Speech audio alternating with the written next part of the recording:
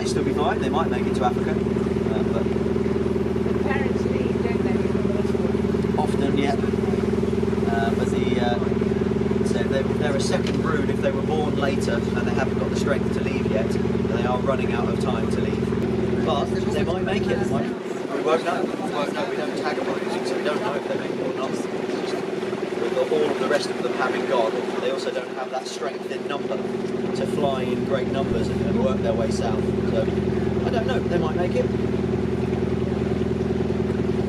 There are still some around. Not many, but there are still some around.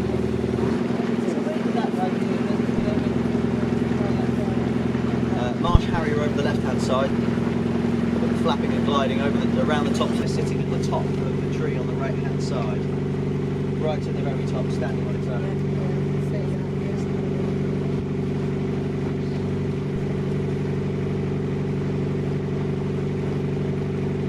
More likely to be adult male Marsh Harrier than it would be if it was hen Harrier. It would be much lighter if it was adult male.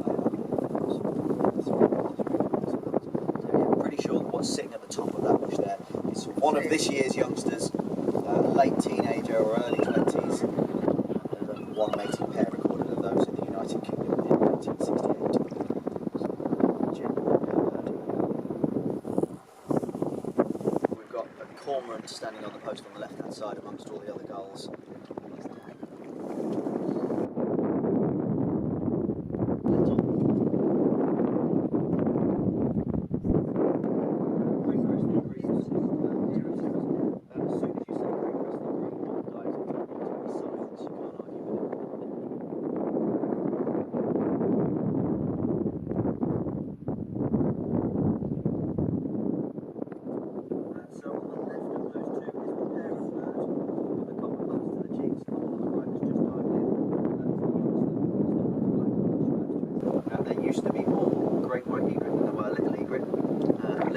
So many projects and plans and things to increase the number that if anything they've overtaken the great white egret, the genuine rare bird of prey, the genuine rare wading bird, sort of sister bird of a heron, a genuine rare thing. Fabulous. Great crested grebes in the shallows here. I'll get this as close as I really want. I'd love to get closer to that area, but I don't need to disturb it. We've got a great view of it. Worth having come out here, just got that little bit further. Swans, cygnets, adult and young great crested grebes, great white egret. First time I've seen one of those for a couple of weeks. Not something we see a huge amount of. Right, let's turn round, head back.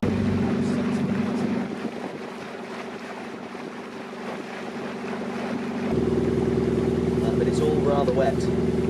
Reed and sedge being the dominant plants that grow up on those. Used for thatched roofing. Both of them in different parts. Reed making up the tall straight bit, the main bit along the sides of the roofs, and then the sedge is the part that we fold over the ridge of the roof to keep the water out where the reed butts together, the extra layer that folds over the top. We'll get a good indication of that, a nice view of that as we go back across the broad and get a nice long look at the cottage on the way home. Looks as though we've got two options just here, but only one of these, what appear like exits, have speed limit signs. The speed limit signs indicate that there's somewhere we can go at that speed. You could try and go down there, but you will crash.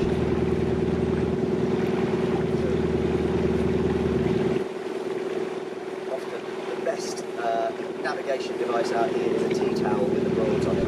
It's hard to beat. You don't need Google Maps or GPS, you need a tea towel. Mallard ducks flying off on the right hand side.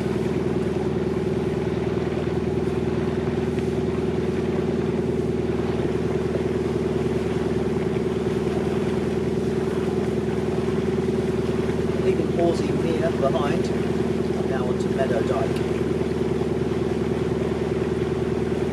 The Meadow Dyke is a man-made channel dike. It's followed its own path of least resistance, and it now looks like this, which, other than being twisty and turning, is pretty much exactly the way it would have looked about 1,000 years ago.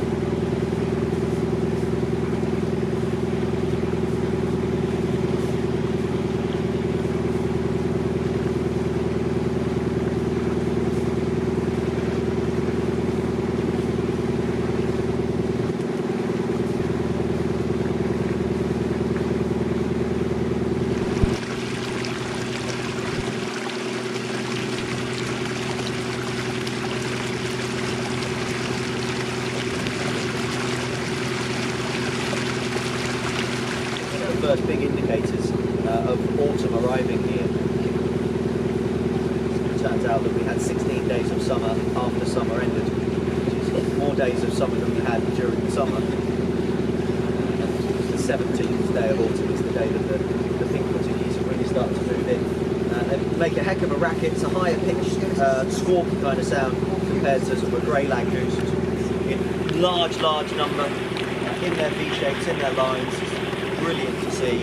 The Norfolk Hawker is a good example of that. Often they're early in the spring and would come through to sort of middle of July maybe, and we were seeing them right through into August. And I think they were just here later, which means that it looks like there's more, because the ones that would normally die out sooner are still going later than they normally would.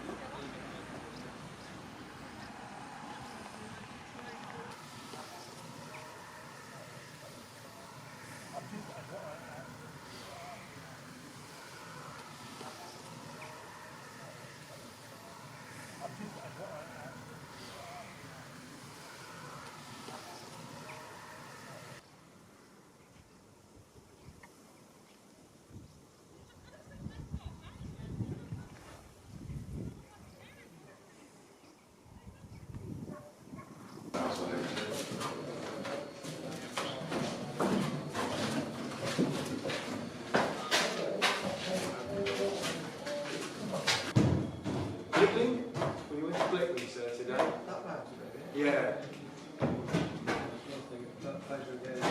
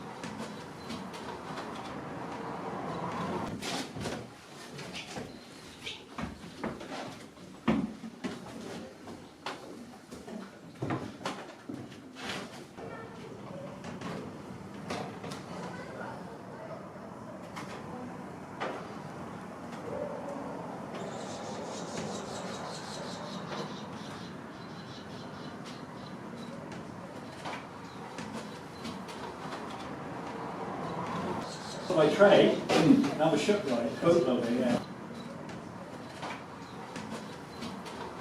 They're specifically designed for certain areas. Like I live in a place called Tunstall, only a little tiny village, and we had that was called Tunstall Dyke. That basically came in from the main river into our village, and they called it a turning circle, like a big circular basin. And we had two wherries that were built for Tunstall. They were called the Tunstall wherries, which were small.